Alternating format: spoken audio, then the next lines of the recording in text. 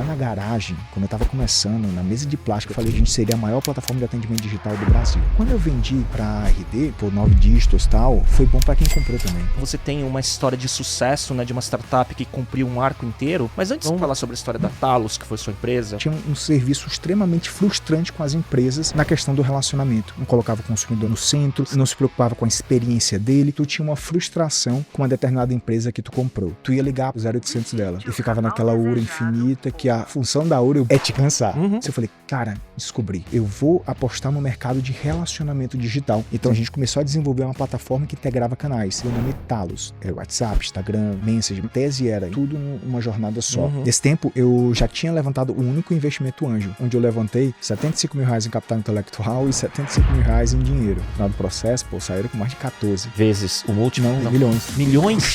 Grande Arthur Frota. Ele é protagonista de uma das maiores histórias do empreendedorismo brasileiro. Ele é fundador da Talos, conduziu a empresa até um exit de 9 dígitos para a RD Station. Referência na construção de negócios escaláveis no Brasil. Uma pessoa com uma história de vida que certamente vai inspirar você. Empreendedor de destaque no âmbito de produtos de atendimento digital e inteligência artificial. Atualmente ele atua na criação e escala de novos negócios por meio da AFPAR. O livro que você lança agora encapsula seu framework, né, seu aprendizado, né, nessa jornada da Talos. Esse meu livro é uma história em comum. Quantas histórias de garagem tu conhece de sucesso bootstrap no Brasil, que sai do Nordeste? Então quero ser essa fonte de inspiração para o jovem. A gente está montando uma holding de participações que se chama AFPAR. A gente quer fundar negócios que visam exits lá na frente, onde a gente investe nesse negócio, futuramente a gente pode virar um fundo. Em vez de eu ser uma builder que, pô, te ajuda a tirar do 0 para 1 e se vira, eu vou participar do início ao fim com o negócio. Eu vou ser uma fábrica de criar novas Talos.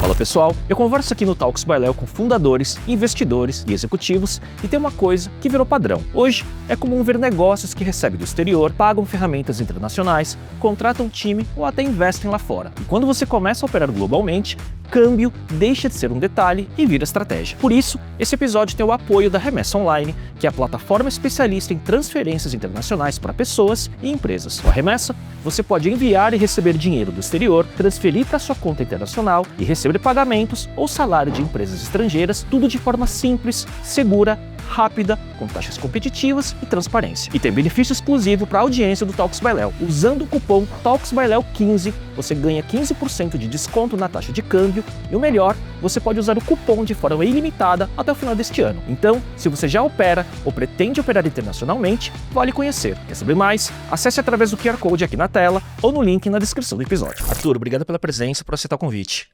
Obrigado, meu irmão. Um prazer estar aqui, uma satisfação estar no teu podcast. Assisto bastante todos os episódios. Eu tenho certeza aqui que a gente vai ajudar aqui a audiência, dar ROI, dar conhecimento aqui. Vai ser um papo aqui super maneiro. Então, obrigado. E que bom que nessa sua passagem em São Paulo deu para encaixar, né? Com certeza. Pois é, uma correria por conta do lançamento do livro. Sim, a gente vai falar. Diversos desafios para a questão do livro. A gente se preocupou muito com a qualidade para trazer realmente um conteúdo ali que pudesse ajudar um empreendedor brasileiro a crescer, a estruturar seus negócios e escalar.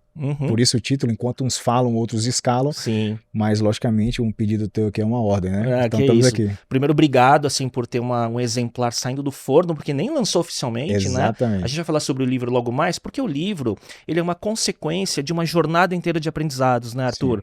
Né, que você tem uma história onde, a gente estava falando até antes de gravar, onde todos os peças do quebra-cabeça se encaixaram, né, para uma história de sucesso, né, de uma startup que cumpriu um arco inteiro. Mas antes de falar sobre a história da Talos, que foi sua empresa, qual foi o seu primeiro contato com tecnologia? Cara, eu sempre fui um cara apaixonado por tecnologia, certo? E eu sempre fui aquele cara inovador. Imagina só, aquele cara na infância, com 9 anos de idade, olhando como o videogame funcionava, abrindo ali o videogame, o computador, peças de computador, enfim. E eu sempre fui um cara também apaixonado por ler. Sempre gostei de ler biografia, ler histórias, enfim. E eu comecei a me apaixonar pelas histórias do Vale do Silício. Vendo Steve Jobs, Bill Gates, né? Elon Musk, criando grandes coisas. Eu, cara, se esses caras estão no Vale do Silício criando grandes coisas, eu que estou aqui no Maracanã ou no Ceará, por que eu não posso criar? Então eu sempre fui inocente para sonhar. Então eu via na tecnologia uma oportunidade, tanto para poder eu trazer essa minha veia muito criativa, inovadora, desbravadora, como eu via também uma ferramenta de alavanca para a sociedade. porque eu sabia que tudo era tecnologia. E a tecnologia dentro da sociedade, seja no mercado B2C, seja no mercado B2B, eu tinha a certeza, a convicção que aquilo ali era sobre você ajudar no desenvolvimento da sociedade como um todo. Então eu sempre fui aquele cara curioso e desbravador, com 10 anos de idade, já consertando computador, já fazendo blogs, sites, enfim, Já programava. já programava, já era um cara ali para entender ali como funcionava o comportamento. E eu me lembro também, com 10 anos de idade, eu começava já a consertar computador para fora. Ah, que legal. E eu ganhava um dinheiro ali consertando o computador, fazendo site, blog. Cheguei a fazer um blog de downloads, que a gente cobrava para a questão do download. Sim, então a sim. gente, tinha sistemas tal, que antigamente Não, o pessoal... naquela época tinha super downloads, baixa aqui, não era isso? Os freeware, shareware, né? Exatamente. Então montei também uma parada dessa. Então assim, eu sempre fui aquele cara que gostava de tecnologia. E eu ficava apaixonado com a inovação. E eu acho que até hoje é assim. É tanto que quando eu fui criar a Talos, foi muito esse exercício de inovar, de imaginar a problemática que eu tinha, certo? O que eu tinha ali, eu via a realidade, como eu poderia trazer a inovação, a tecnologia para resolver essa problemática. Pois empresas, o empresário sabe muito bem isso, precisa saber cada vez mais, que é sobre ajudar pessoas, é sobre você enxergar problemas, imaginar inovações incrementais que vão levar aquele problema a se tornar ou irrelevante ou menor. Sim. Então isso é sobre inovação. Então eu sempre tive esse olhar desde muito novo. Então eu já olhava novo ali uma problemática, com tecnologia eu posso fazer tal coisa. E eu estudava, eu ia ler, eu ia entender. Então essa criatividade realmente se aflorou no empreendedorismo, né? Eu consegui trazer ali mais coisas palpáveis para essa criatividade e com certeza a tecnologia potencializou tudo isso. É curioso porque todos os founders de tecnologia tem um lugar comum que é essa curiosidade criativa desde Exatamente. muito cedo, né? Porque quando você aprende a programar e mexer e tudo mais, você tem esse poder de estar criando do zero, né? Muita coisa, né? Sim. Agora, a Talos foi seu primeiro negócio? Cara, negócio CNPJ não. Uhum. Eu cheguei a ter outras experiências como agência, entendeu? Uhum. Eu cheguei a montar outras coisas, mas nada que chegue perto da Talos, lógico. Sim. Mas quando eu entrei no mercado conversacional, foi exatamente numa análise que eu fiz de mercado. Isso era 2015 para 2016, porque na verdade antes de surgir a Talos eu montei uma outra startup, mas nessa mesma área, certo? Depois das agências, enfim, eu fui para o mercado de trabalho, eu trabalhei como CLT, porque, cara, eu venho de baixo, certo? Não venho de família rica, o principal track record da minha família sou eu ali, entendeu? Então é uma responsabilidade grande, e eu tinha um sonho de prosperar, eu tinha um sonho de ajudar minha mãe em casa, de comprar uma casa para ela, enfim, ela era separada do meu pai, então a gente passou por uma dificuldade financeira, enfim, então eu fui estudar em escola pública e tal, e eu sempre admirei ela e sempre tive aquela liderança dentro de mim querendo ajudar, então ela era a minha força de inspiração para, eu preciso ver essa dificuldade, como eu posso prosperar, crescer, em vez de ser aquele cara negativo que só reclama, poxa, eu sempre fui aquele cara, né? É vítima, eu nunca quis ser vítima de nada, então eu sempre olhei, cara, se uma pessoa tem tal resultado que eu quero ter também, eu aprendi sempre a admirar esse resultado, embora que eu comecei mais atrás, eu sabia que se eu tivesse um foco, se eu soubesse aonde eu quero chegar, uma hora eu iria chegar, e como um cara de fé, né, eu costumo dizer que, cara, não tem como você criar uma Talos ou uma coisa que parece impossível a olho nu se você não tem fé. Eu sempre tive fé nesse processo. Então, quando eu saí de uma experiência que eu, não tão legal, trabalhando no mercado de trabalho, isso em 2015 mais ou menos, eu saí dessa empresa, eu já era com 23 para 24 anos de idade, eu já era gerente numa empresa pequena de 50 funcionários, eu era gerente lá de uma squad lá, e, não curtia a cultura, tá? Hoje é moda, né, falar de cultura organizacional, hoje é moda você dar palco pro funcionário, conseguir dar vez para ele a reconhecer o erro do funcionário, porque ele teve a iniciativa de errar, de fazer, enfim, hoje é muito na moda, as empresas se tornaram mais modernas, né? Sim, mais abertas para inovação, enfim, quando eu trabalhava como CLT naquele tempo, a empresa era muito caixinha, cara, eu ganhava para fazer tal coisa e, cara, não se mete no outro problema do outro, então esse é o teu problema. Sim. Só que o empreendedor é aquele cara resolutivo, ele não tá olhando o ponto que ele tá batendo, ele tá olhando a problemática como um todo, e ele quer um cara que quer entregar resultado. Eu sempre fui esse cara. Eu não sei te dizer quando eu aprendi a ser esse cara, mas eu sempre fui esse cara resolutivo, sempre fui esse cara empreendedor, desbravador ali como um todo. E nesse processo eu saí dessa empresa. E tá até no livro essa história. Por que eu saí dessa empresa? Eu fui demitido dessa empresa. Cara, eu me senti um cara incompetente, eu me senti um cara, não vou dizer que eu fiquei feliz, eu fui demitido, não. Pô, eu me sentia um fracassado, eu me sentia incompetente e tal. Mas eu comecei a trazer um processo de reflexão e dizer, cara, eu era um patinho feio ali no local que não me aceitava, mas não quer dizer que eu sou ruim. Quer dizer que eu não fazia parte daquele ambiente. Daquele lugar, E eu daquela precisava cultura. procurar o meu ambiente. E eu comecei a me empoderar. Eu comecei a dizer, cara, eu sou bom. Eu tenho pose skills, sou um cara íntegro, correto, com valores, tenho um bom conhecimento técnico, sou um cara líder que inspira, eu já era esse cara. Eu via as pessoas me elogiando nesse processo. Então, se eu não me dei bem nessa experiência, eu não preciso me frustrar e nem parar, e nem falar mal da empresa, eu nunca falo mal disso. Eu preciso olhar para frente e construir o meu. Ao construir o meu, eu decidi a seguinte coisa, cara, chegou a hora de empreender. Só que nesse tempo eu estava com 23 para 24 anos de idade, tinha um carro financiado por um consórcio, Tinha conta pra pagar. 80 prestações esse carro, Eita. que eu comprei porque eu fui contemplado sem dar R$1 de lance. Tinha esse carro, precisava vender ele porque eu precisava tirar de dívida, tinha as contas da empresa, tinha algumas economias que eu tinha, que eu sempre fui um cara bem controlado e organizado financeiramente, e eu falei, cara, chegou a hora de empreender e vou pegar tudo que eu tenho e apostar tudo all in aqui, porque eu estava nesse momento que eu poderia fazer isso, porque, por exemplo, eu falei que eu vim de baixo, mas, cara, assim, pô, graças a Deus eu nunca passei fome, então, assim, comida eu ia ter, não ia conseguir trocar de roupa, não ia conseguir fazer aquelas Viajar coisas... pra fora. Não, isso eu nunca nem tinha viajado, nunca nem tinha viajado de avião, nem para São Paulo, por exemplo. Mas a alimentação eu ia ter uma cama para dormir, então tá show, né? Então isso já tá muito bom. Posso trabalhar, né? Posso trabalhar e tal, enfim. E decidi empreender. Ao decidir empreender, eu sempre fui um cara muito analítico também. Ao decidir empreender, eu fui fazer uma análise de mercado. Eu te falei que eu me inspirei no começo da conversa, Steve Jobs, Bill Gates, enfim, e eu comecei a analisar, cara, o que eu quero com isso? Aonde eu quero chegar? Eu comecei a entender, cara, eu quero criar algo grande, algo de impacto. Eu quero me orgulhar quando eu morrer lá na frente e dizer, cara, eu transformei um meio. Eu ajudei o meu ecossistema, eu ajudei o meu país a ser melhor. Eu quero criar algo relevante. Não sabia muito bem o quê. Com essa visão, eu sempre acreditei que o empreendedorismo era a melhor forma de alavanca social que a gente poderia ter. Então eu precisava empreender para poder criar isso, esse meio, esse impacto, essa transformação. Mas eu não ia conseguir criar algo grande, Léo, se eu não tivesse num grande mercado. Exato. Mercado endereçável e tecnologia. Exatamente. Né? Eu precisava ter um grande mercado. Eu precisava saber aonde eu queria chegar, mas precisava ser grande se eu queria, de fato, criar algo relevante. Exemplo, Apple. A Apple estava num grande mercado, ela estava no mercado da comunicação. Sim. Então, assim, ela estava na tese correta. Lógico que ela precisava ser muito eficiente na execução para conseguir alcançar. Mas a tese estava correta e a visão era grande. Eu precisava ir para uma grande visão. Baseado nisso, eu comecei a analisar mercado. Comecei a analisar mercado. Ao analisar mercado, eu vi um grande potencial. Eu vi em 2015 para 2016 o seguinte cenário das empresas, que eu acredito que você vai se ver nisso.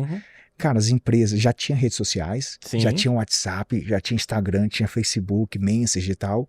Só que as empresas... canais fragmentados. Canais fragmentados e, além disso, as empresas eram 100% analógicas. Imagina só, Léo, vamos supor aqui para a audiência em 2015. Se tu tinha uma frustração com uma determinada empresa que tu comprou, tu ia ligar para onde? Pro 0800 dela. Sim. E ficava naquela URA infinita, que a função da URA, eu brinco... É te cansar. É te cansar. Porra, é foda. Então, assim, o cara tinha essa função, tinha um serviço extremamente frustrante com as empresas na questão do relacionamento. As empresas, às vezes, estavam muito drivadas na questão da venda, e às vezes a venda era muito forte offline naquele tempo, e esquecia também do relacionamento contínuo com o consumidor. Não colocava o consumidor no centro, não se preocupava com a experiência dele, até de compra, de dizer, cara, faz sentido eu querer vender para o meu cliente no canal que ele não usa no dia a dia? Hoje em dia mudou muita coisa. Ao analisar isso, eu falei, cara, descobri. Eu vou apostar no mercado de relacionamento digital, porque tudo é baseado em relacionamentos. Seja relacionamentos para vender, para fazer pós-venda, para fazer marketing, tudo é relacionamento. Então as empresas precisam se relacionar.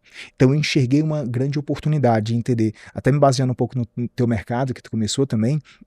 Eu imaginei, cara, beleza, hoje em dia já tem plataforma de atendimento, de VoIP, enfim, de ligação, que as empresas estruturam os canais, enfim, eu já era de tech, né, sou formado em ciência da computação, então assim, eu já era de tech. Ao analisar isso, eu falei, cara, por que não ter uma plataforma? Eu comecei a estudar isso e comecei a ver até alguns movimentos fora, não aqui no Brasil, por que não entregar uma plataforma multicanal para as empresas, que a tese é o seguinte, cara, independente de onde você vende, de onde você faz pós-venda, tá aqui a plataforma que você consegue estruturar a tua jornada de relacionamento digital, seja ela humanizada ou seja ela automatizada. Eu já olhava a IA naquele tempo. Sim. A gente já estava olhando a IA. Só que depois eu conto essa história da questão da IA.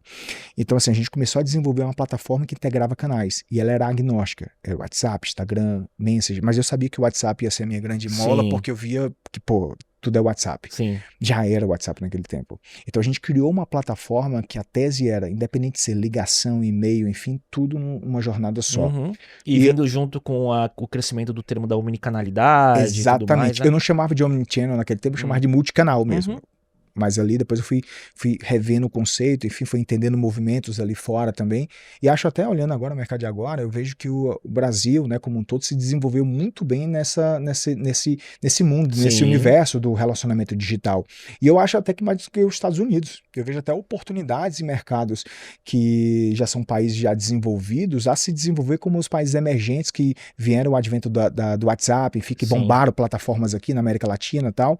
E eu vejo que a gente avançou muito nessa área. E tem até oportunidades para fora também relacionada a isso, logicamente com inteligência artificial, que a gente pode falar mais. Então eu analisei isso em 2015 e fiz a minha primeira startup tech, né? Porque as outras foram um movimento de agências, enfim. Eu fazia sites também, eu não vou chamar de startup, né? Fazia serviços, exatamente. E eu desenvolvi o Megasac, que era uma plataforma Megasac. Que legal, uma plataforma, nome bom. Se você for no Google, você vai ver Megasac. Tinha uma sociedade com outra pessoa, tal, lá do Rio, que não deu certo. Mas enfim, a gente desenvolveu a plataforma. Cara, deu muito certo. A gente começou a vender e tal, enfim. Só que naquele tempo, para fazer o WhatsApp, plataforma de WhatsApp, não tinha API de WhatsApp. Sim. A API oficial foi lançada no final de 18, se eu não me engano. Então naquele tempo a gente estava bem no começo. E a gente, para fazer isso, foi o que a gente fez. Pô, uma gambiarra. Sim. A gente fez uma gambiarra, uma emulação lá com browser, enfim. Então a gente interceptava as mensagens do WhatsApp Web e tal. Depois a gente foi via socket e tal. E fazia esse processo lá para integrar com o WhatsApp. Cara, começou a dar muito problema, começou a bloquear número, tal, aquela dor ali para poder sair ali do mini produto viável ali, e o negócio não funcionava, tal, enfim. E, em resumo, a gente foi pro mercado e eu encontrei uma grande problemática para escalar esse negócio. Não deu certo, a sociedade a gente se desfez, mas eu sabia que a tese estava correta. Sim, Léo. o problema estava lá para resolver. Tava lá. E uma coisa que eu posso trazer de ensinamento para essa parte dessa história, cara, muitos empreendedores desistem da sua ideia porque eles não conseguem fazer a leitura de time. Às vezes o teu negócio é um negócio correto e é um grande negócio, só que ele está no time errado. Ele nasceu no time errado. E a jornada para aguentar o time certo, cara, o deserto até lá, você tem que ter muita força de vontade. Ou você vai entrar no timing já perto da onda arrebentar e a onda te leva junto, né? Exatamente. Mas se você tá muito antes, cara, se você não tem resiliência ou recurso até financeiro, você pode morrer antes, normalmente. Exatamente. Aconteceu isso comigo no VoIP. A gente estava um pouquinho antes. Então, quando a gente fez o nosso exit, a gente fez muito mais um movimento de sobrevivência do que de liquidez. Entendeu? Então, mas enfim, vamos lá, vamos continuar. Cara, mas é esse ponto mesmo. Time. Ler time é muito, muito, muito interessante. Eu acho que uma das coisas que eu mais acertei com a jornada com startups foi ler time. Tanto para não desistir, como para continuar, como para vender também, que a gente vai contar já nesse processo. Então, essa leitura de time, a gente foi muito acertado. O sócio lá não era de tech, ele era um cara de vendas e tal. E, inclusive, tem até uma história engraçada. Eu nem era esse cara de vendas que as pessoas falam, né, hoje. Hoje, tu for na TOTS perguntar, por quem é o Arthur? Pô, o Arthur é um baita vendedor e tal. Eu até acho engraçado porque o empreendedor é esse cara camaleão mesmo. Bons empreendedores são pessoas que eles vão mudando ao longo do tempo na medida que a empresa vai tendo essa necessidade de uma postura diferente dele. Você não pode ser o mesmo do começo ao fim. E eu acho que eu fiz isso muito bem ao longo da Talos como um todo. E nesse processo, Megasac, eu decidi pivotar, a primeira pivotada. Por quê? Porque eu não queria sair da tese do relacionamento digital. Eu precisava de alguma forma de sobreviver na tese. O que foi que eu fiz primeiro? Peguei o Megasac, isso já era 2016 para 2017, pivotei o Megasac para a área da saúde.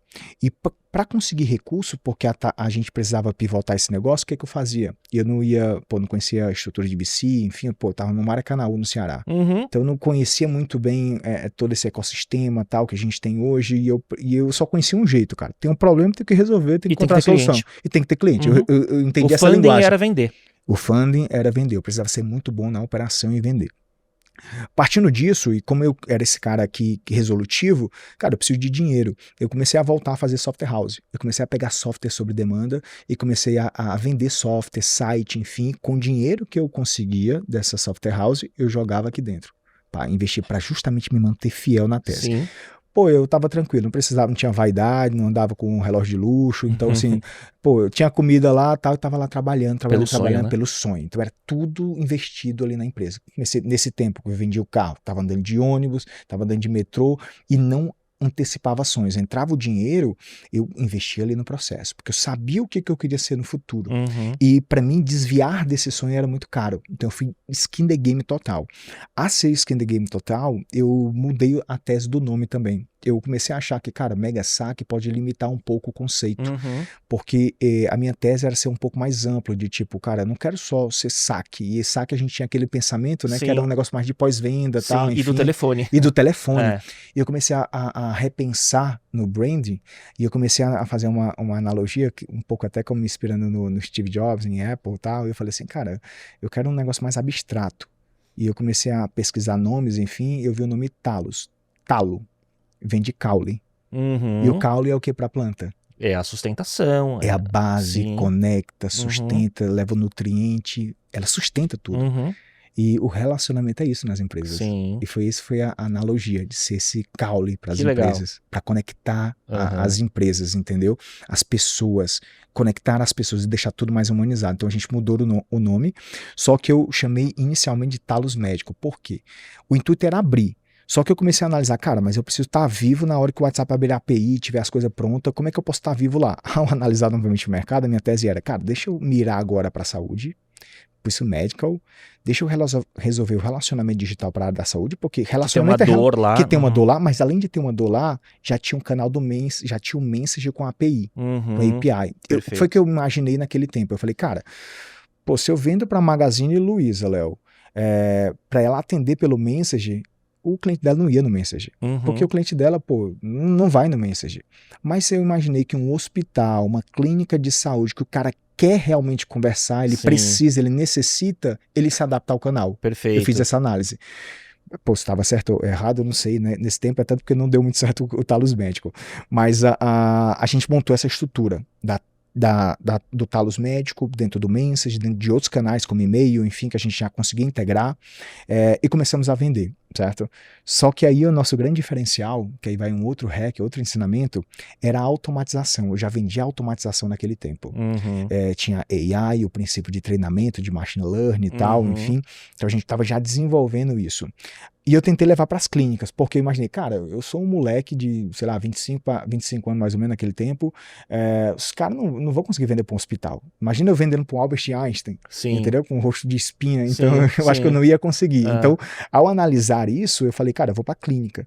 Ao ir para a clínica... Que seria o SMB... O SMB da saúde. Exatamente. E ao vender lá para as clínicas, cara, eu encontrei a minha primeira barreira lá, que era a secretária do médico. Que era o filtro. Que era o filtro, que ela começou a ver aquilo dali como uma ameaça ao emprego dela. E a secretária do médico, eu aprendi na prática, de clínicas principalmente, que é o braço direito do médico. Às vezes é parente, às vezes tipo assim, às vezes é esposa. Às vezes é esposa, então é um negócio que tem tanta influência com o médico que o médico não vai comprar briga com a secretária. Eu aprendi isso na prática. Então o produto tinha que ser para a secretária ganhar produtividade. Exatamente. E eu comecei a adaptar isso para poder passar por essa tese. Nesse processo de adaptação, o tempo foi passando, tal, enfim, eu já estava com um produto muito bem azeitado. A TAI, a Talos Artificial Intelligence, enfim, estava muito bem azeitado. Só que eu tive a seguinte despertar. Eu não estava conseguindo crescer. Mas eu não estava conseguindo crescer por quê? Porque eu era muito apaixonado pelo produto. Eu olhava sempre uma dor, uma oportunidade, eu estava sempre ali enfeitando o produto. Foi ali que eu aprendi uma grande coisa. Foi depois de um feedback numa rodada de startup, de pitch de startups, que o CEO do grupo Iguatemi falou a seguinte coisa assim que eu desci do palco. Ele falou assim, Arthur, teu produto é ótimo, mas tua empresa não vai dar certo. Falou na lata isso. eu sou um cara dominante, não sei se tu entende o disco. Sim. Eu sou um cara dominante e eu fiquei puto com o que ele falou. Não sei se eu posso falar essa palavra aqui. Pode, claro, mas deve. eu fiquei puto aqui lá com esse feedback dele. Então, assim, eu entendi ali com, cara, não acredito que esse cara disse que não vão crescer, tal. Eu fiquei com raiva. Hoje, analisando, olhando para trás, eu acho que ele queria ser meu sócio. Porque ele seria esse sócio vendedor. Mas esse gatilho que ele me deu a seguinte coisa, cara, ele tá certo. Porque você estava o quê? Refinando o produto, ao invés de ir pro mercado olhando vender. tese, a tese é isso, a visão é aquilo. Eu falei, cara, o mais conhecido é o que ganha.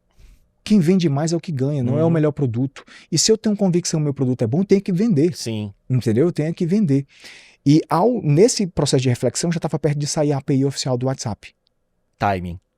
Aí eu falei, caraca, agora é a hora. Encaixa o WhatsApp, plataforma já está montada, a área médica já está funcionando, agora vamos vender para todas as empresas, que era a tese inicial, que sempre foi essa a tese inicial. E aí você ia deixar de ser só por nicho de saúde. Exatamente. E ir pro geral. Aí eu cortei médico, Talos, porque a Talos é essa base para qualquer tipo de empresa agnóstica. Então ela vai para esse processo, até porque a gente criou uma plataforma, Léo, que permitiu o cliente criar a jornada dele conversacional. Então ela não era amarrada ou engessada a fazer só um determinado processo. Sim. Eu já tinha essa ideia de um produto mais agnóstico, de um produto que permitia o cara criar a jornada, criar os bots, criar as nuvens de palavras para poder tomar decisões. Então já era esse cara que já criava esse produto mais agnóstico. Então a Talos já estava pronta. Só que aí eu tive uma outra análise concluindo essa conversa. Eu falei assim, cara, ali não era o time do atendimento digital, do relacionamento, da integração. Não era o time da IA naquele tempo.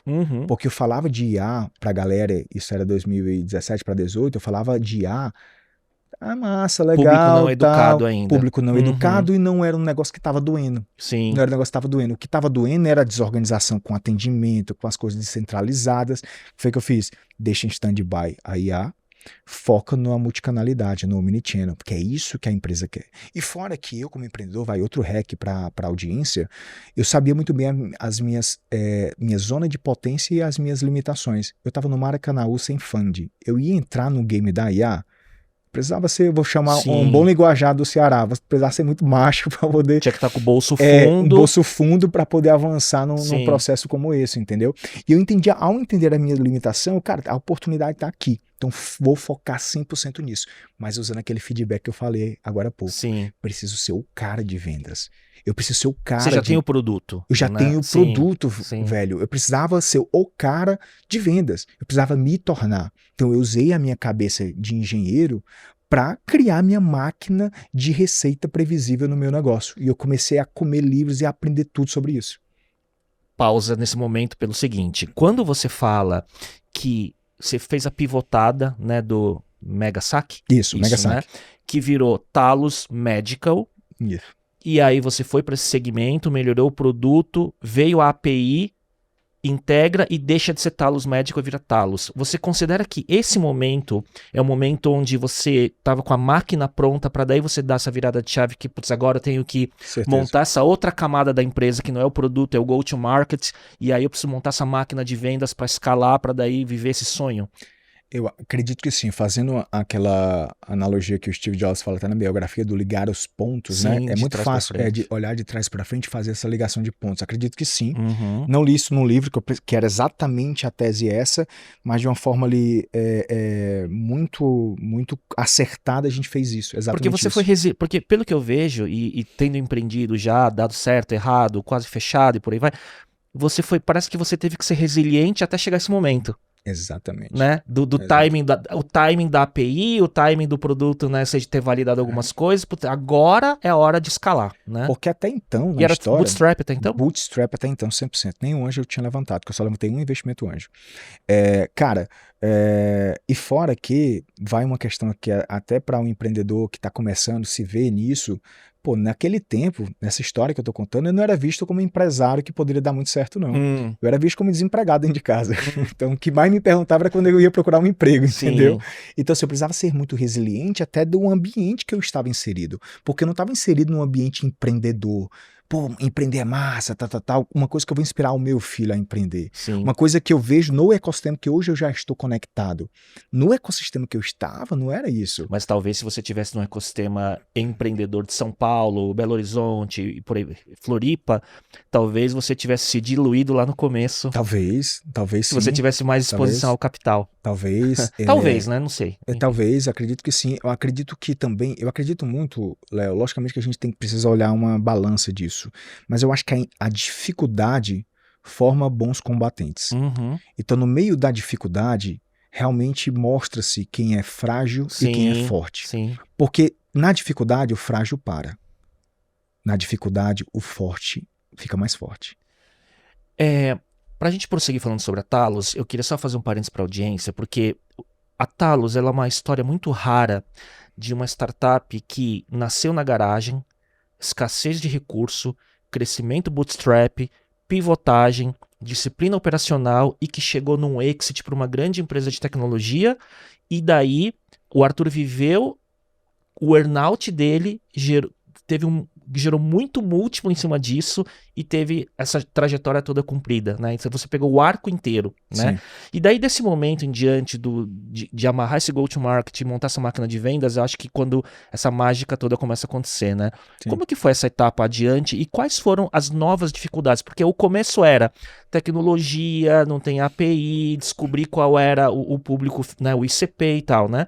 Dessa parte em diante de começar a escalar, quais foram as dificuldades? Cara, no começo, antes pré-escala, que eu já tinha realmente vencido essa etapa de produto, tal, como você muito bem falou, eu já sabia qual era o meu mercado endereçável, que eu iria escalar de fato. Isso até é o playbook da startup hoje, que é você entender quais são os seus canais de vendas e os seus canais de alavanca. E eu comecei a fazer exatamente isso. Eu comecei a fazer testes de canal, teste de distribuição e comecei a montar esses processos de como funcionava.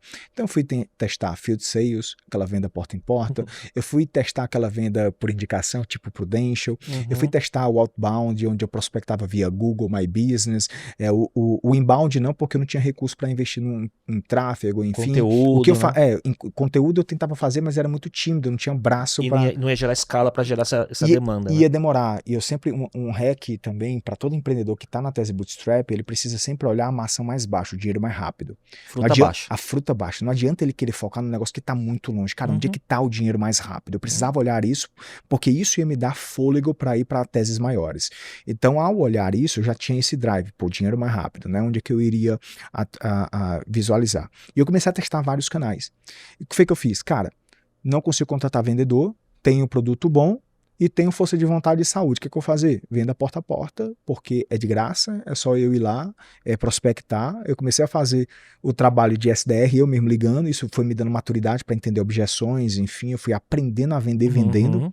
Até para montar o playbook depois para o seu processo de vendas acontecer em escala. Exatamente. Por isso que uma das coisas que eu consegui, Léo, montar uma cultura muito forte dentro da Talos. Uma cultura que eu chamo de campeões. Os desenrolados, de pessoas que conseguem, no meio das dificuldades, criar realmente grandes coisas.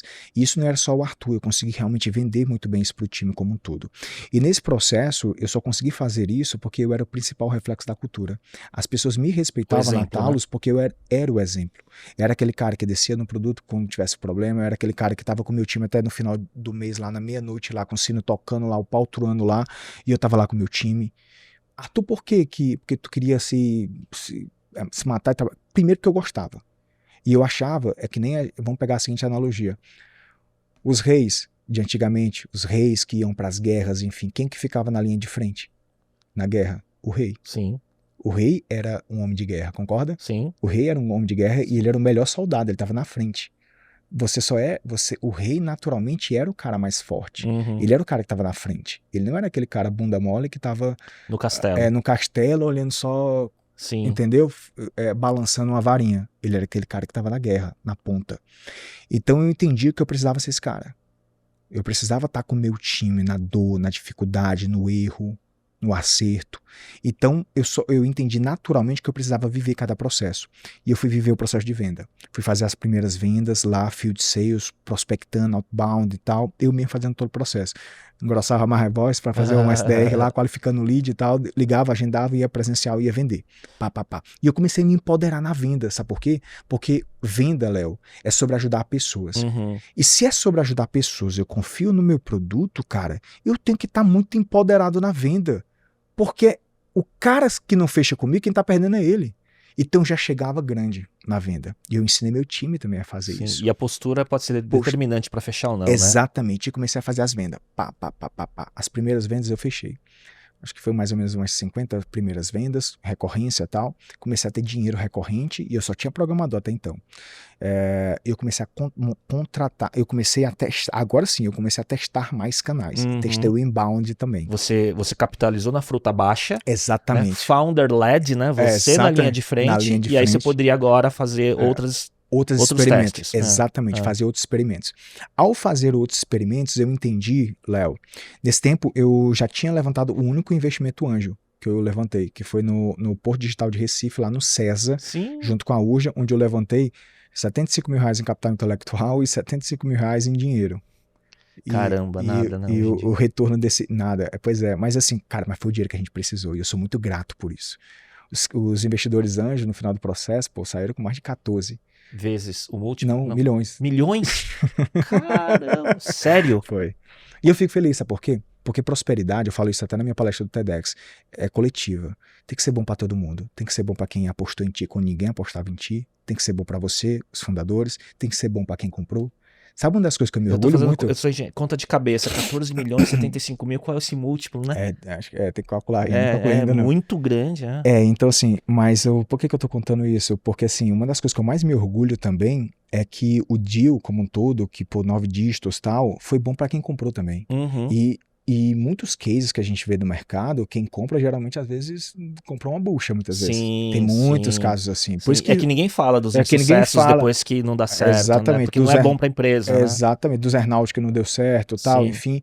E uma das coisas que eu mais me orgulho, é que a TOTOS está com um sorrisão porque comprou, a RD, entendeu? E a TAL está sendo muito maior do que era comigo. E eu vendi exatamente por isso, para elas crescer mais. Sim. Entendeu? Não se livrar de uma bucha, né? Muita gente às vezes eu não vendi por né? bucha, é tanto que, cara, na venda, já pulando um pouquinho à frente, na venda eu quase fiquei com depressão no final do earnout. Fiz um puta deal. Você não queria sair do negócio, da operação? Nem quer sair, é porque naturalmente na integração a Talos, eu estava virando RD Station Conversas, a Talos não seria mais independente, como estava no earnout, seria conectado aos processos e não tem nenhum problema, eles estão certíssimos com a integração. Só que ali eu não consigo explicar a emoção do fundador de mexer com aquilo dali. Sim, é a tua visão. Não é mais a minha visão, eu não vou poder mais ter a liberdade para fazer isso e eu me vi naquele Arthur lá daquela empresa que não estava feliz. Você não é o Arthur executivo, né, pós-aquisição, né? Exatamente. E eu comecei a entender, cara, eu não posso ser apegado a isso. Eu preciso deixar voar. Deixa eu só fazer um resumo desse trecho pra gente ir pra próxima parte dessa história, porque assim, a gente viu, né, essa escalada da Talos até o momento que chega a RD Station, né, uma das maiores plataformas, né, de automação de marketing do Brasil, que foi adquirida pela TOTOS, né, e depois começou a executar uma tese de consolidar mercado, trazendo outras funcionalidades para a tese de marketing digital deles. Beleza. Como que foi esse momento da RD abordar vocês, né, e como que foi essas primeiras conversas, e você achava que aquele era o momento? Baita pergunta. E, cara, assim, eu acho que uma das coisas que eu acho mais legal é que, tipo assim, muitos founders me perguntam isso. Arthur, qual é a hora certa de vender? Cara, a hora certa de vender é quando você nem tá olhando para vender. Porque quando você tá olhando para vender, muitas vezes é porque o negócio não tá dando certo. Exato. Eu nem tava ou porque olhando. Tá cansado, porque acabou o dinheiro, ou por qualquer coisa que seja. Exatamente. Eu nem tava olhando para vender. Eu tava tão feliz com a jornada de crescimento, tinha superado aquilo que eu tava comentando de montar a máquina de vendas e tal. Poxa, voltando à conversa, eu testei várias máquinas de aquisição e descobri no inbound as melhores métricas, que isso é até um hack pra audiência, de tipo assim, cara, fundador, muitas vezes você não cresce porque você não foca naquilo que dá certo. E uma coisa que eu fiz lá no começo, Léo, é entender o que estava certo. Ao entender o que dava certo, eu foquei exatamente naquilo dali. E foi o inbound marketing, usando o tráfego pago lá como aceleração ali do funil, como toda geração ali de leads, que eu via o melhor ROI ali para mim para investir. E eu foquei 100% no inbound marketing. Comecei a focar em cultura organizacional, comecei a focar em contratar pessoas e comecei a crescer. Léo... Tinha algum ICP específico que era o seu cliente? Cara, não, o ICP basicamente eu fui aprendendo isso com o tempo, né? Eu mirava inicialmente no SMB, certo? Mirava em pequenas e médias empresas, enfim.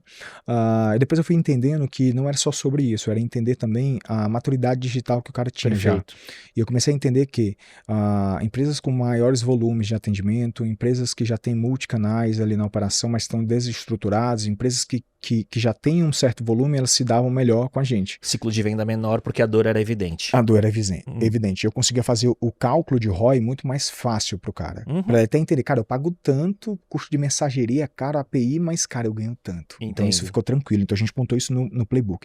Então, até chegando na venda, antes da venda, a gente tava muito feliz que a gente tava crescendo, Léo.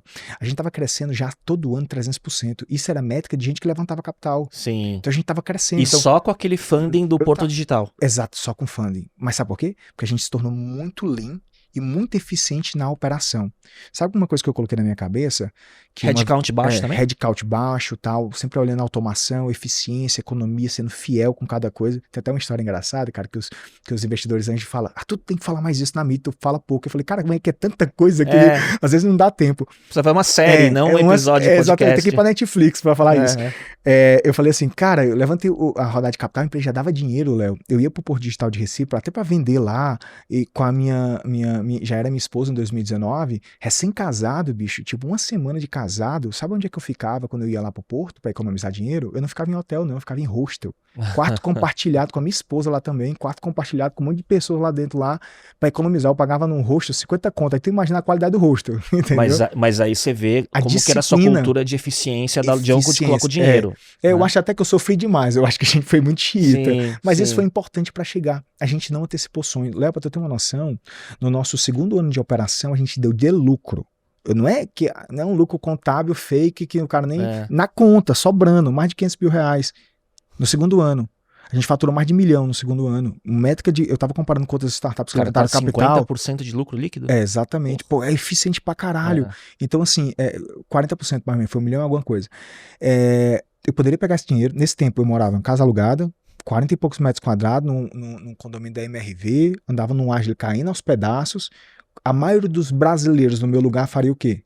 Pegaria esse dinheiro, compraria um carro. Sim. Estaria pagando uma prestação de um carro melhor. Pagando uma prestação de um Corolla, de um carro melhor. E a gente não tem um aprendizado que eu coloquei na minha vida e vivendo hoje, olhando para trás, eu nunca antecipei sonhos. Hoje, pô, eu consigo andar de primeira classe, de executiva, ter Rolex, ter carro bom, ter relógio bom, mas eu paguei o preço lá atrás. Sim. Porque não era o meu ego. Meu ego nunca estava à frente. Nem agora. E tem uma história que a gente vai discorrer agora sobre o seu exit, que não foi no D0 do exit que a liquidez veio. Exatamente. A sua grande liquidez veio depois... No earnout, né? No earnout. Uma coisa muito rara, né? Porque muita gente fala assim, eu tô pensando no que eu vou ganhar agora, porque eu não me garanto no earnout. Se acomoda, nem confia no seu taco. Isso. E o grande, exatamente, volta pro ponto lá do deal que você colocou. Cara, eu não tava olhando a venda. Tava com a máquina azeitada, tava com uma cultura muito bem estabelecida, e eu comecei a... Eu escutava todo mundo. Eu comecei a analisar oportunidades e time de mercado. Uma coisa eu confesso, eu como CEO já estava analisando o movimento do meu mercado. Depois da pandemia, eu acho que foi a maior revolução digital que a gente teve, certo? De maturidade, de busca, transformação digital, a palavra é essa, no mercado brasileiro foi a pandemia. Não estou dizendo que eu gosto da pandemia, mas isso acelerou muito, colocou muita pressão para as empresas se adaptarem ao digital. Você que é bem do começo, aí, vamos chamar aqui da velha guarda, imaginou que mudou muita coisa muito rápido. Então a gente ganhou anos de evolução com a pandemia. Inclusive acelerou até iniciativas de AI, porque começou a se olhar muita eficiência. As duas ondas foram pandemia e depois 23 IA generativa. Exatamente. Uma coisa puxou a outra. Então isso aí foi uma transformação muito importante. Ao analisar isso, eu comecei a ver que o meu mercado também estava se bagunçando um pouco. Era empresa de zap isso, zap aquilo, e eu tinha a seguinte tese. Basicamente eu entendi que, cara, até olhando um pouco o mercado de SMS, de VoIP, enfim, cara, ou esse mercado vai virar commodity, e commodity vale quanto? Zero. entendeu? Até vale o múltiplo de Corrida receita. pro zero, né? Corrida pro zero, até vale o múltiplo, mas um múltiplo muito menor e vai ter muito menos interessados, porque é commodity, entendeu? Sim. Então assim, você vai ter que empilhar muita receita, o cara basicamente ou te compra para te matar, né, para tirar um concorrente, ou te compra porque ele tá comprando receita para embutir ali dentro da operação dele. E SMS também, eu olhei, ou esse mercado ia virar commodity, ou esse mercado ia para uma consolidação. Tinha um grande concorrente meu que eu admirava muito, via que os caras estavam crescendo bastante, eles estavam na tese de funding e tal, eles tinham acabado de levantar 100 milhões de dólares. Eu estava no Maracanã nesse tempo, eu falei, meu irmão, ou eu faço um movimento, ou vou ficar e eu vou ficar aqui feito caba sonhador aqui, que eu era muito racional, eu sabia onde eu queria chegar. Pra ter uma noção, lá na garagem, quando eu tava começando, na mesa de plástico, depois eu vou te mostrar mais fotos, cara, eu tinha desenhado o Pink e o Cérebro, eu falei que vendia isso pro meu time, que a gente seria a maior plataforma de atendimento digital do Brasil. E aí eu tinha um principal drive, cara, eu preciso fazer um movimento, porque se eu não faço um movimento, eu vou morrer na praia e eu não posso fazer isso nem com o meu time. Eu vendi isso para o meu time. Então eu não estava olhando vender. Mas quando veio oportunidades, eu posso até confessar, muitos RPs nos procuraram para comprar. Não posso falar um nome, né? Mas muitos RPs procuraram, muitas empresas nos procuraram para investir, certo? E a gente estava conversando com todo mundo. E veio a RD, uma empresa que eu admirava, uma empresa que eu gostava, curtia os founders, admirava bastante a história dos caras, vieram de baixo também e tal, sofreram pra caralho. Executaram muito, inteligentíssimo. Eu sempre fui um cara que tem um valor teórico muito alto. Sempre gostei de aprender. Sempre fui um cara apaixonado por aprender. É tanto que, tipo assim, se a gente tiver mais oportunidade de conversar mais, sempre fui um cara que eu vou estar escutando, tá aprendendo, tá me conectando com a pessoa, porque eu sou esse cara que gosta de aprender. Esponja. É, exatamente, esponja. E eu entendi, cara, primeiro que eu vou ganhar, ter a oportunidade de fazer um deal que eu possa botar a Talos aonde ela pode estar. Posso ter fund para poder acelerar mais ela, consequentemente ela ir mais longe. E posso também ir para uma tese realmente de consolidação, certo? De consolidação, de realmente ir para um grande projeto e aprender com os caras que eu admiro.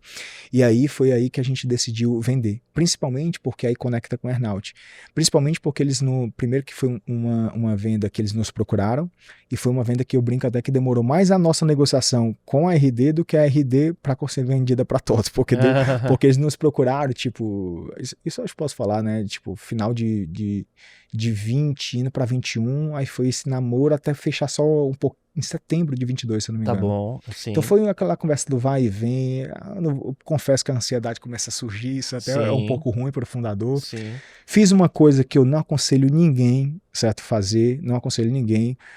Foi bom por um lado pela negociação, que eu consegui colocar muitos interesses ali no meio da negociação, mas eu toquei a negociação. Tinha um time jurídico, lógico, né? Eu tinha pessoas técnicas ali me ajudando, mas quem estava tocando a negociação na linha de frente não era uma boutique, era eu. Só uma pergunta que eu esqueci. Você tinha co-founders junto na jornada? Tinha um last founder que ele era... eu fiz um vesting com ele, certo? Então, basicamente, ele era um founder que ele tinha uma skill técnica que eu queria, certo? Eu chamei ele de founder, depois de co-founder, enfim, mas a tal já existia, já estava em operação e tal. E ele tinha uma skill técnica que era na área mais de planejamento financeiro, enfim, e eu queria colocar ele dentro da operação e já tinha minha esposa trabalhando junto comigo, dentro do financeiro também. Eu, cara, queria criar algo grande, né? Então eu imaginava que a skill dele poderia ajudar bastante. Então eu fiz um vesting com ele. Para quem não sabe, a audiência, um vesting é um contrato que você faz com pessoas mais técnicas, colaboradores, enfim, e você oferece um pool ali de ações e elas têm metas para bater, certo? E você consegue reter o colaborador, você consegue trazer para ele ali um drive de empreendedor, enfim, e se ele bater as metas, ele veste as ações. É muito um instrumento de retenção de talento com um prêmio lá na frente, né? Eu cheguei a ter co-founders no começo, que começaram comigo no zero. Um na área de TI e outro aquele cara do Rio que eu te falei, que era de vendas, né? Só que eles saíram, eu não aguentou a dor da jornada, acabei que eu não contei essa jornada. Depois eu fui ficando sozinho na coisa porque eu fui aguentando o martelo do negócio. É quase que um founder solo. Quase um founder solo. Nessa jornada adiante, né? Inclusive, quando eu tava negociando com os anjos, voltando pra coisa dos anjos, eles quase não investiram na gente, eles falaram, porque eu tava totalmente contra o playbook deles, mas ele gostaram tanto do meu brilho no olho, a minha empolgação, a minha vontade de fazer acontecer, que esse cara... porque era o Arthur muito sozinho, fazendo tudo. Fazendo tudo, e minha única sócia naquele tempo era minha esposa. Mas, porra, cara, se os caras brigam e tal... estranho, né? Aí ficou aquele negócio. Aí depois entrou o Eduardo e tal no processo, aí, depois eles entenderam que, tipo assim, tinham outras coisas importantes para se analisar uma startup que dá certo. Pode ser uma exceção, apesar da configuração. Foi uma exceção. Na regra, realmente é complexo. Aí, falando da venda, cara, primeiro que a gente curtia a RD, e realmente foi uma venda que a gente conseguiu muito bem ser respeitado, mesmo sendo muito menor, e era uma venda que fez sentido, porque era uma venda que nos permitia uma liberdade no earn-out de entrega de um plano, e era uma venda que, poxa, ela não era tão chamativa no começo. Eu até brinco, eu falei para um dos founders, né, que eu falei assim, cara, só tinha 2 pessoas que assinavam o contrato que eu assinei com vocês. Ou o cara é doido, não sabe o que tá fazendo da vida, ou o cara confia muito no taco dele. Doido eu não era, eu sabia o que eu estava fazendo. Então era uma oportunidade de crescimento junto de um grande grupo, de consolidação que levaria a Talos para o local que eu queria levar ela desde o começo. Então era um earn-out que permitia ser vendido no final, no valuation futuro, baseado na receita futura, que se tornava convidativo. Sim. Ali para o processo. Mas aí você tinha que ter muita confiança no taco que você ia conseguir executar depois da venda. Muita confiança. Porque a tua liquidez estava aí. Exatamente. Eu falei assim, cara, ou eu me ferro, entendeu? Porque se fosse só pelo valor da venda... Inicial, não, eu não faria. Seria muito pouco, né? Muito pouco, muito pouco. Primeiro porque foi, tipo, quase múltiplo 1, assim, realmente eu fui penalizado, eu acho que no começo ali, não foi um bom cheque pro começo, mas a cenoura estava muito bem construída pro futuro. Então, assim, como eu confiava muito na tese, e teve um negócio, Léo, como demorou muito a negociação, eu tive uma oportunidade. Sabe o que foi que eu fiz nesse processo que eu estava negociando com eles? Comecei a ajustar coisas internamente que seria talvez um deal breaker de eu não fazer o meu negócio.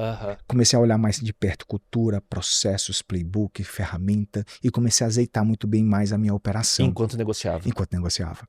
Então, ao entender isso, no meio da negociação eu via, cara, consegui, eu tenho uma Porsche muito bem construída, só que eu não tenho gasolina.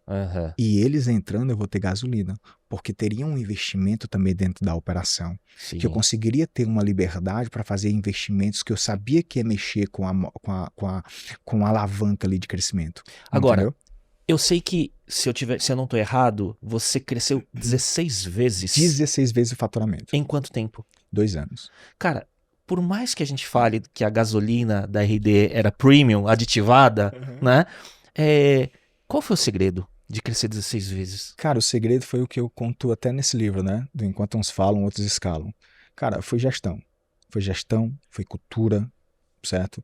Foi uma cultura que engajava os colaboradores a serem empreendedores, serem pessoas construtoras, pessoas que realmente tinham oportunidade e vez para se destacar, crescer, independente do currículo, de onde vieram, enfim. Então, era uma cultura que realmente valorizava o protagonismo. Não era uma cultura que valorizava o vitimismo. Não era uma cultura que valorizava, vamos trazer aqui a palavra, o mimimi. Era uma cultura que valorizava o resultado. Independente de onde você veio, de quem você era, do sexo, da cor, a gente queria pessoas com fome, pessoas com sede, pessoas que realmente queriam conquistar, que queriam prosperar, que queriam crescer. Então essa cultura foi muita base, mas foi também o nosso modelo de gestão, os nossos processos, a tecnologia, a estratégia, a visão, a execução ali no detalhe que fez a gente construir aquilo dali. E quando entrou o investimento da RD, primeiro que tinha 2 visões. Cara, primeiro que eu vou entrar aqui dentro, Léo, eu fui muito consciente. Eu vejo que muitos founders não batem earn-out, sabe por quê? Porque eles entram querendo colar no quem comprou.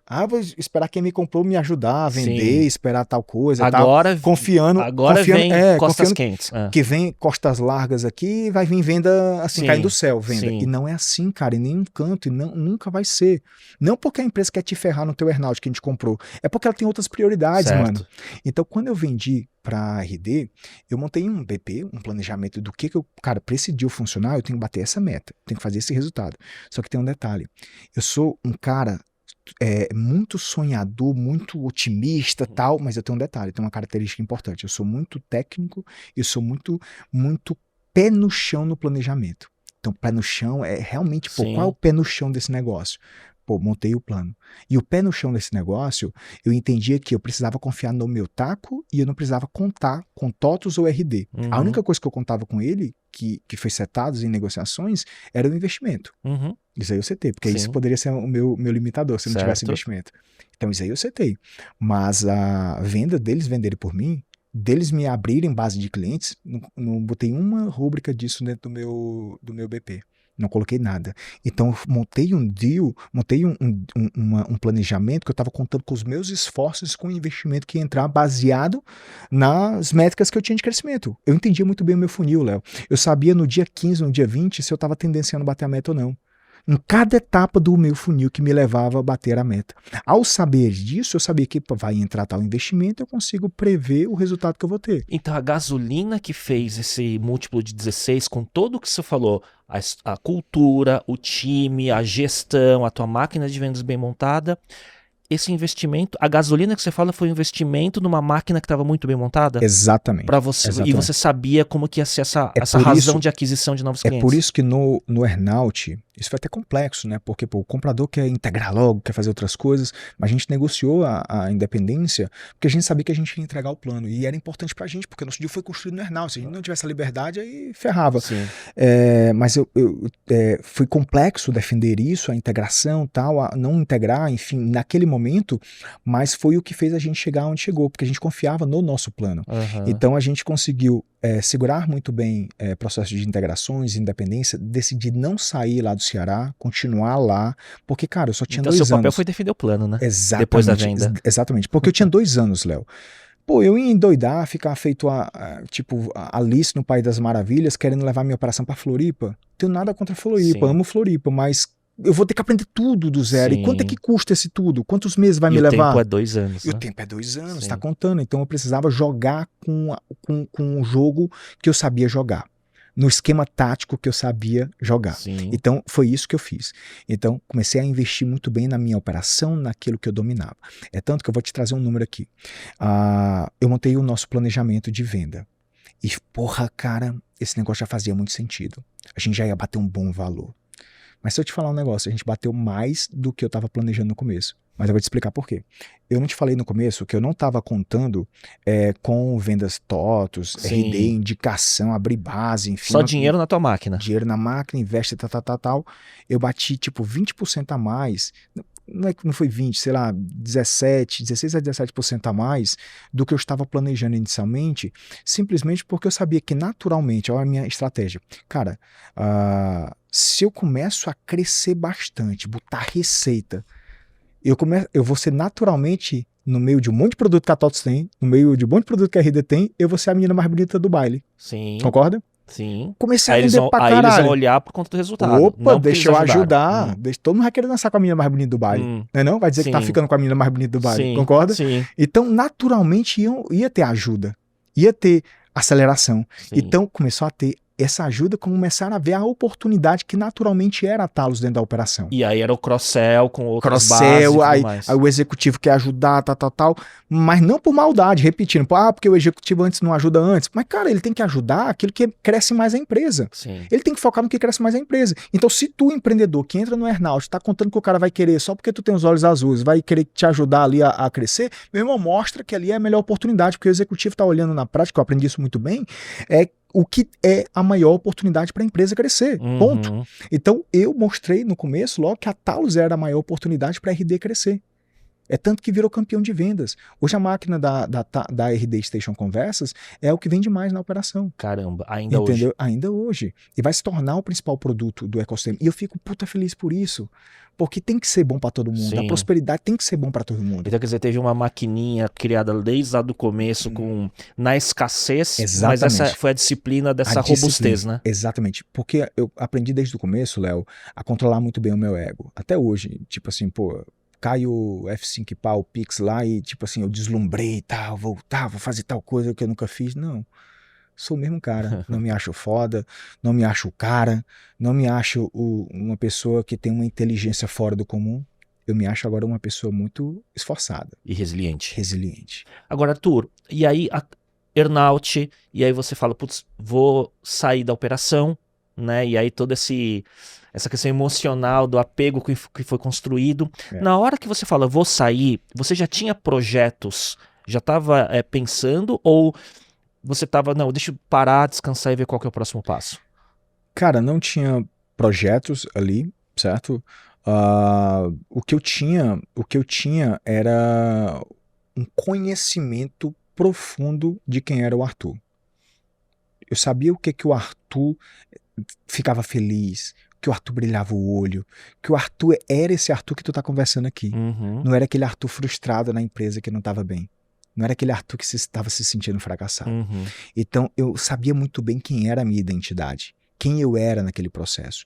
E ao analisar isso, Léo, ao analisar as oportunidades que eu tinha, que eu recebi uma puta proposta para continuar como executivo lá, certo? Inclusive o Tubino também assina aí pelo livro, pô, me dei muito bem lá. Não tive a oportunidade de ter tanto contato com o Eric, porque o Eric já estava perto de sair, era um cara que eu admirava pra caralho. Queria ter tido mais contato com ele, certo? A gente tava até conversando com ele sobre, antes, né, dele, queria ter mais contato com ele, mas tive um contato com um cara muito massa, que era o Tubino. E o Tubino também aprendi muito com ele. Me acho até um pouco parecido com ele, o jeito e tal, então assim, pô, admiro bastante ele, certo? Eu sempre falei isso muito claro pra ele, e pô, recebi uma puta proposta pra continuar lá, mas eu não aceitei, cara, não é porque, fiz um puta deal, tô com dinheiro, não vou aceitar por isso, tô com liquidez, já resolvi minha vida, não é isso. Eu sempre fui um cara apaixonado pela essa jornada de construção. Mas para poder eu ser esse Arthur, eu precisava ter uma liberdade de defender a minha visão, que naturalmente, não por erro de uma grande corp que te compra, porque uma grande corp é uma grande corp que tem N prioridades. Ela não pode te dar toda essa voz, porque naturalmente não vai conversar com o plano dela e tá tudo bem. Uhum. Só que eu não conseguia me ver nesse papel do executivo que toca uma parte específica. Sim. Porque naturalmente, que nem lá no começo, que eu te falei lá das outras empresas, eu ia ver outras problemáticas que eu queria entrar que não seria da minha competência, eu nem poderia falar. Uhum. Isso ia me matar. Sim. E principalmente porque eu não estaria aceitando para ser o CEO da Talos, porque não era mais a Talos, era uma outra coisa. E eu entendia que, cara, eu preciso deixar voar, eu preciso sair. Olha que curioso, essa história de você sair, mesmo tendo a oferta para continuar, é parecido com a história de ter saído de CLT, só que naquela outra momento, né, cara? Exatamente. É essa mesma, e foi esse pensamento que eu fiz, Léo. Foi exatamente o pensamento da CLT.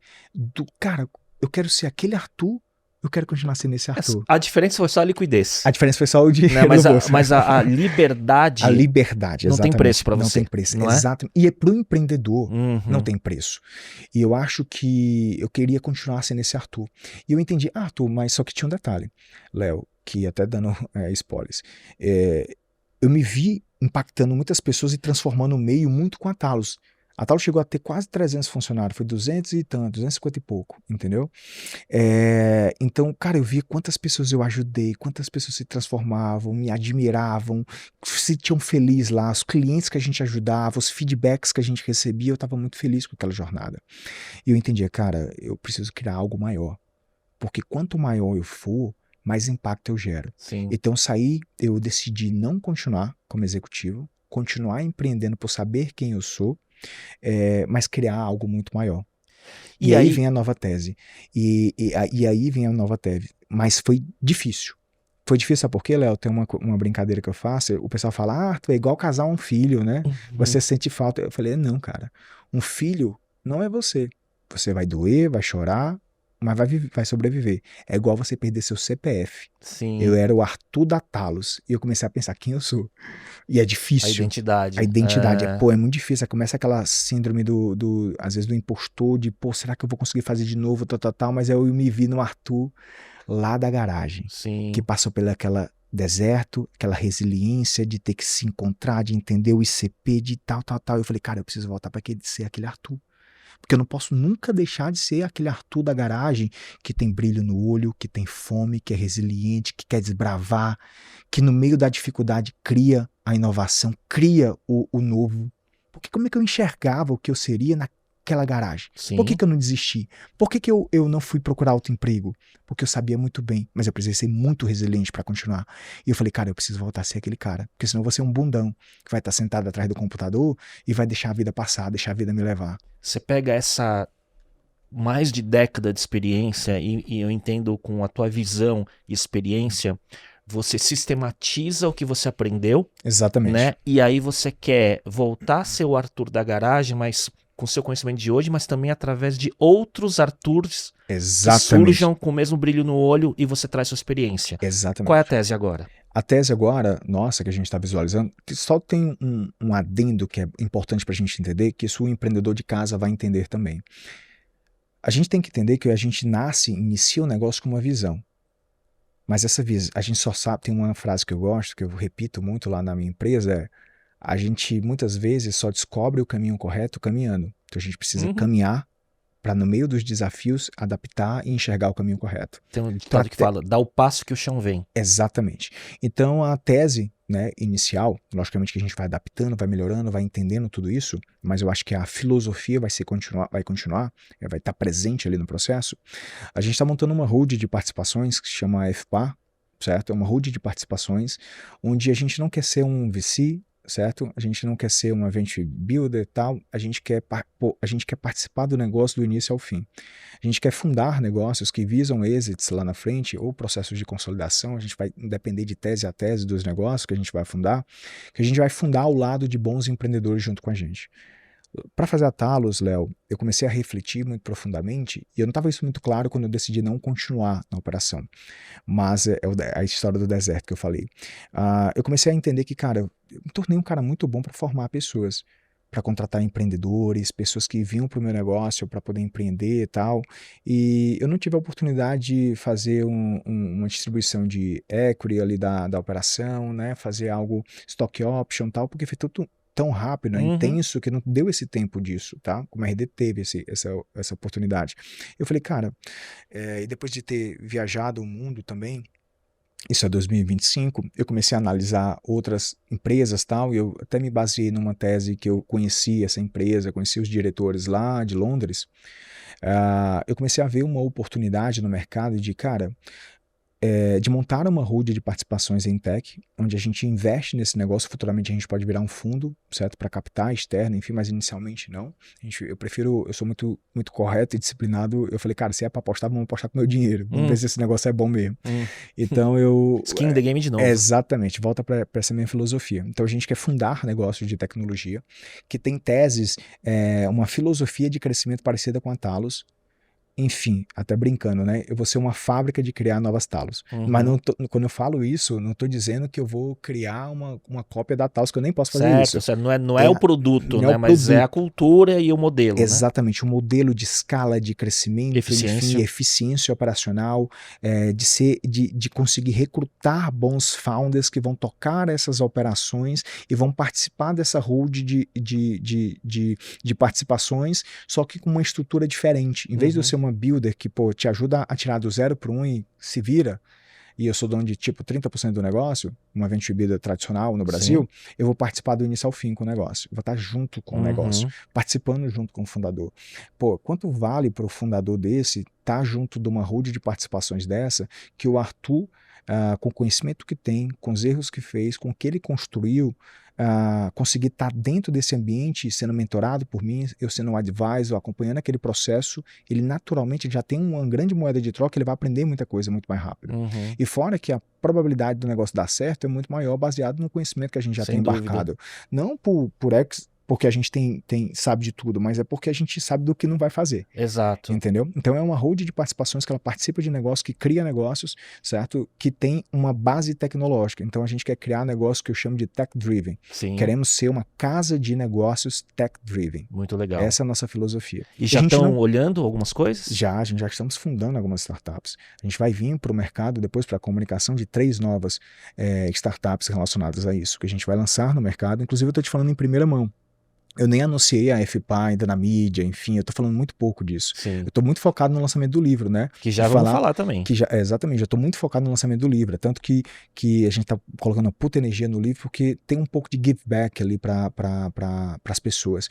Mas a holding a gente vai começar a divulgar depois, um pouco depois do lançamento do livro. Eu tô te contando aqui em primeira mão para tua audiência. Mas ela visa realmente ser essa fábrica essa casa de negócio que visa fundar negócio tech-driven. Então, assim, a A gente tem essa filosofia de criar novas talos lá na operação. E eu vejo muito claro, então assim, tem por um lado, né, a FPAR com toda essa sua tese, e do outro lado o livro que você lança agora, que o livro encapsula praticamente o seu framework, né, o seu aprendizado, né, nessa jornada da Talos, que de certa forma esse framework vai ser aplicado na FPAR também, né? Certeza.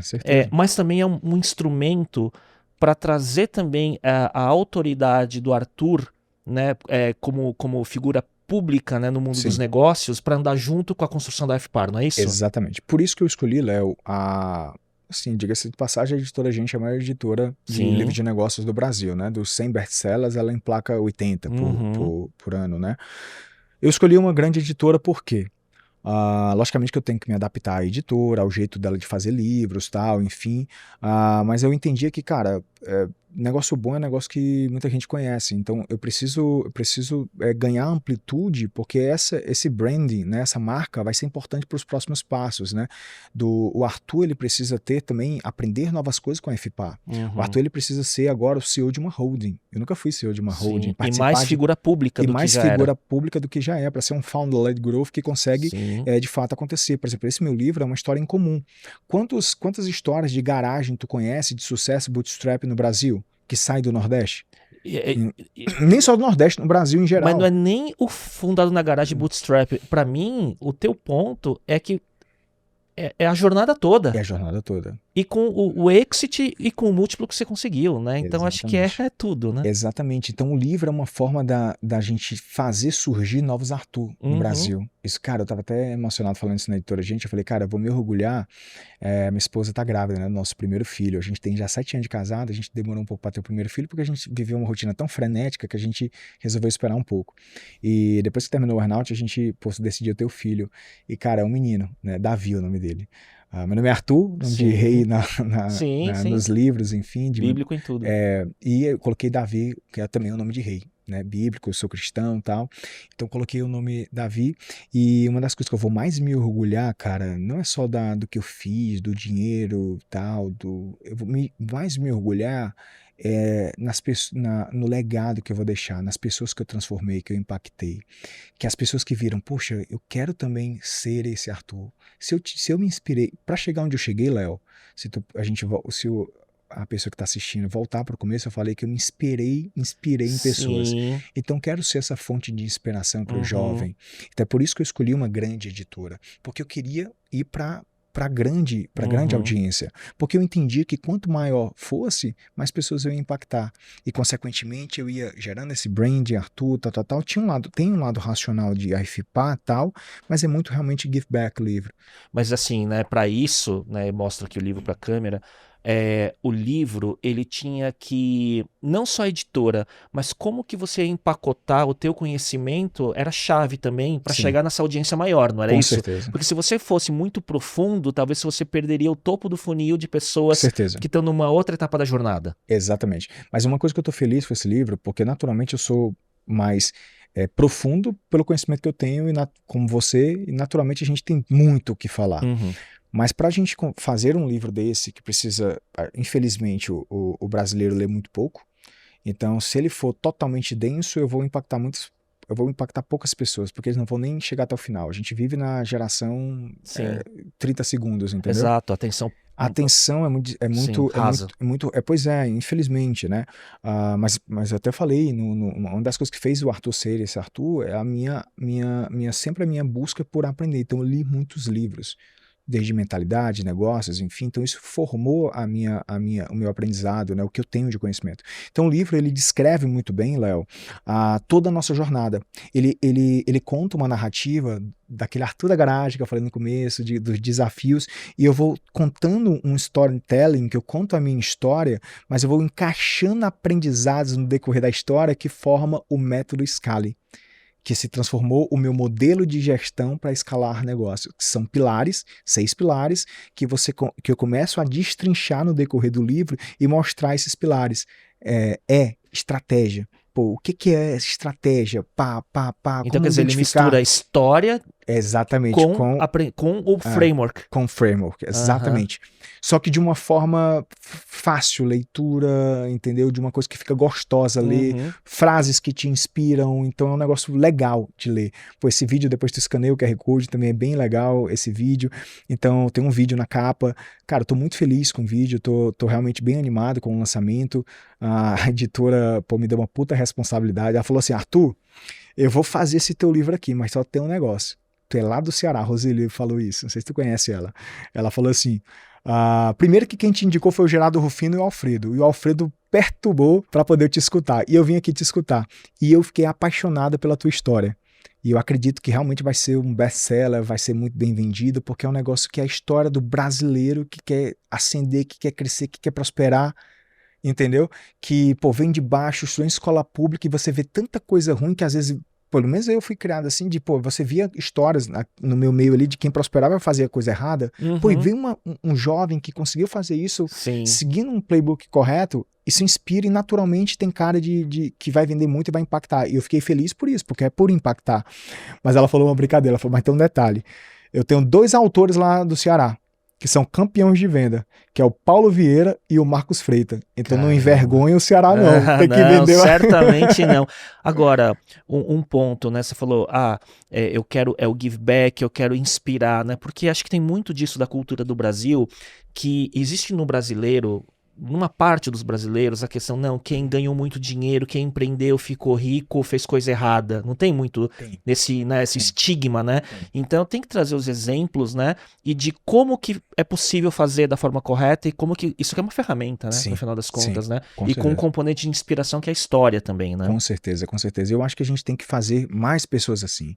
Porque eu acho que aí, eu acredito, Léo, eu tenho um drive muito de impacto, legado, transformação. Pô, eu sempre curti também muita política, porque eu entendia que política era... E não quero me candidatar nunca, não quero entrar, porque eu acredito que a minha contribuição vai ser de outra forma construindo no mundo. Né, negócios de impacto. Exatamente. Né? Mas eu vejo que existem várias formas de impactar. E eu vejo, cara, o empreendedorismo é a melhor forma de você transformar a nossa nação. Certo? A melhor forma de transformar o Brasil numa grande potência. Por que os Estados Unidos é uma grande potência? Porque tem uma cultura muito forte empreendedora. E a gente precisa trazer isso para cá também. Acho que está melhor do que antes. Antigamente, o sonho de todo brasileiro era fazer concurso público. Hoje em dia, cada vez mais você vê pessoas querendo empreender. Muitos jovens me procuram no meu Instagram, me pedindo conselhos, enfim, eu sempre estou ali tentando ajudar eles, fazendo caixinhas, enfim, tentando contribuir, porque eu vejo que, cara, quanto mais histórias dessas se formar, é a contribuição que eu puder influenciar um pouquinho disso daí, é a contribuição que eu quero de transformação do meu país, que eu acredito que eu amo, que eu visto a camisa. Muito legal, Arthur. Eu tô curioso com uma coisa, que você falou assim, né, a minha esposa, né, que já tava, que tava comigo desde o começo, e aí agora você falou, ela tá grávida do seu primeiro filho. Sim. Então quer dizer, vocês esperaram esse arco inteiro da Talos acontecer, o exit, o earnout e tudo mais, para daí nesse momento focar na família e tal. Ela participou dessa trajetória toda na Talos. Então quer dizer, para tudo isso acontecer e agora vem o seu filho, o Davi, passaram por muita coisa junto, né, nessa jornada, né? Sim.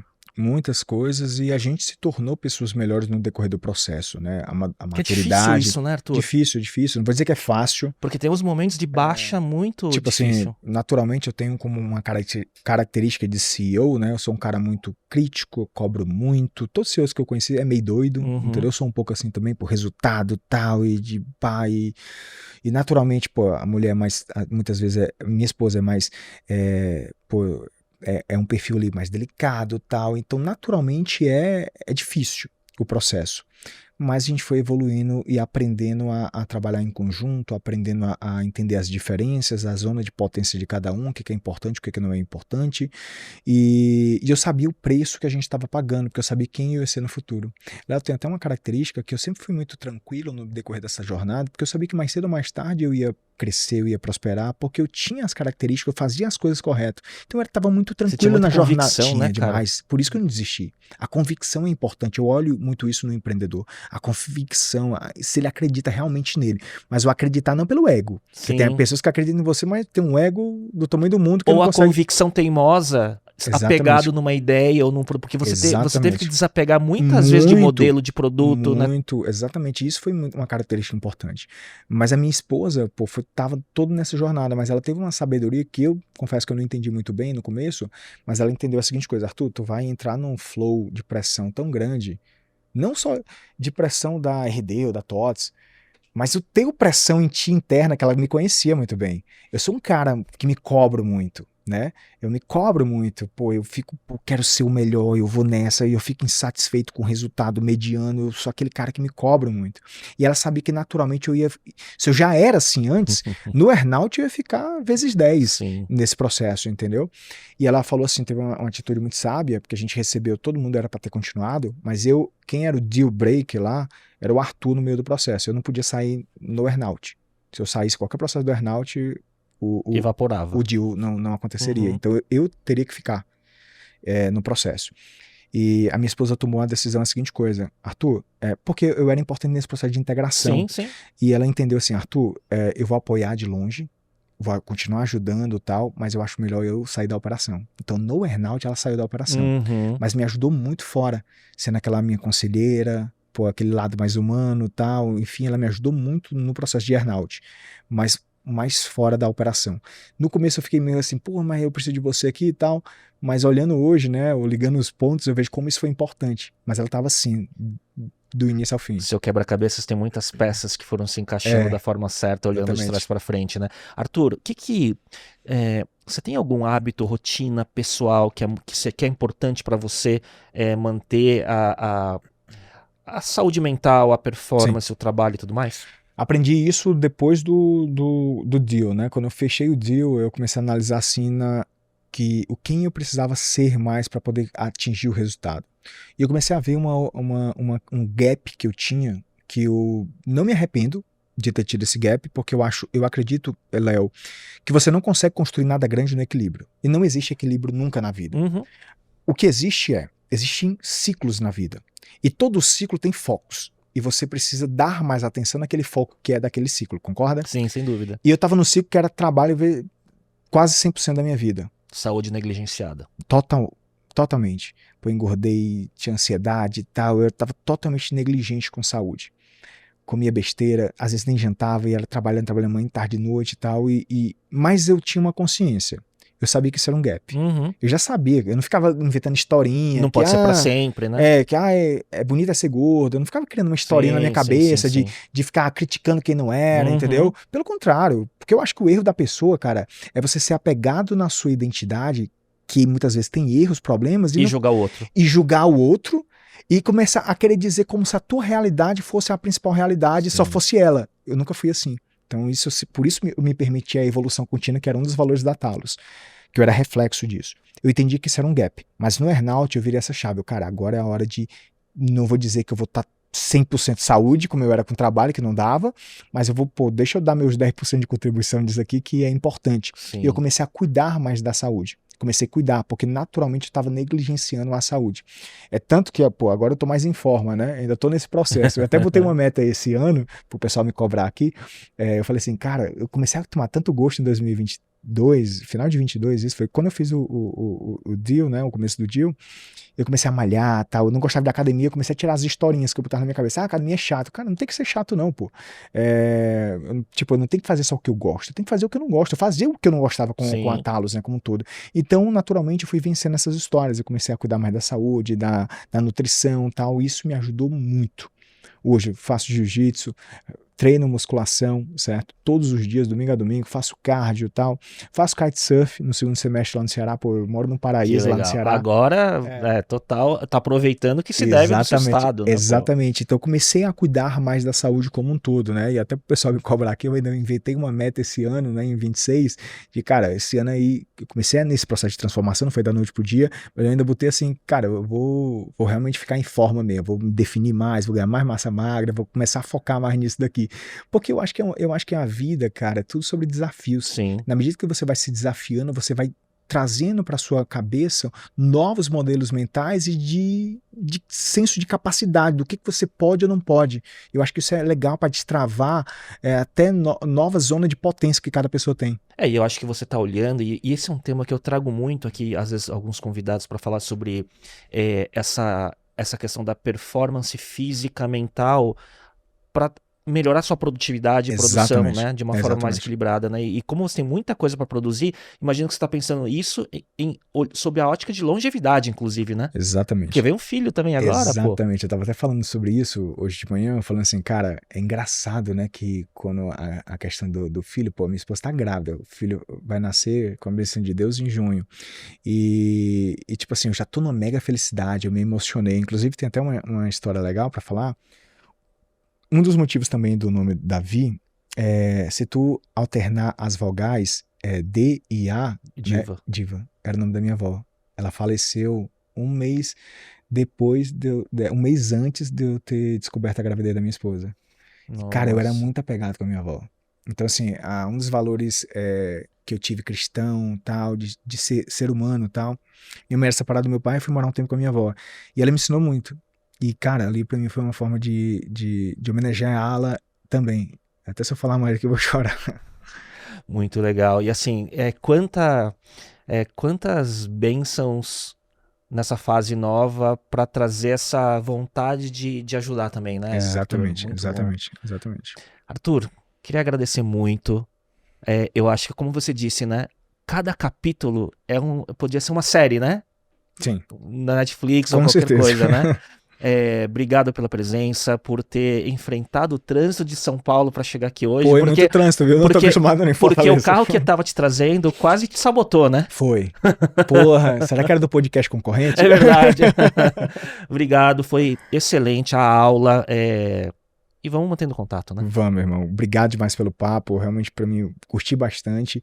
E até um exercício legal da gente ficar refletindo, né? E ligando os pontos e ajuda a gente olhar para o passado, entender o presente para construir o futuro. Sem dúvida nenhuma. Para a audiência que chegou até aqui, o livro do Arthur está sendo lançado. Eu recomendo muito. Esse eu vou ler de ponta a ponta, porque tem muito aprendizado para mim. Tanta gente que parafraseou o livro também. A gente volta na próxima semana. Tchau, tchau.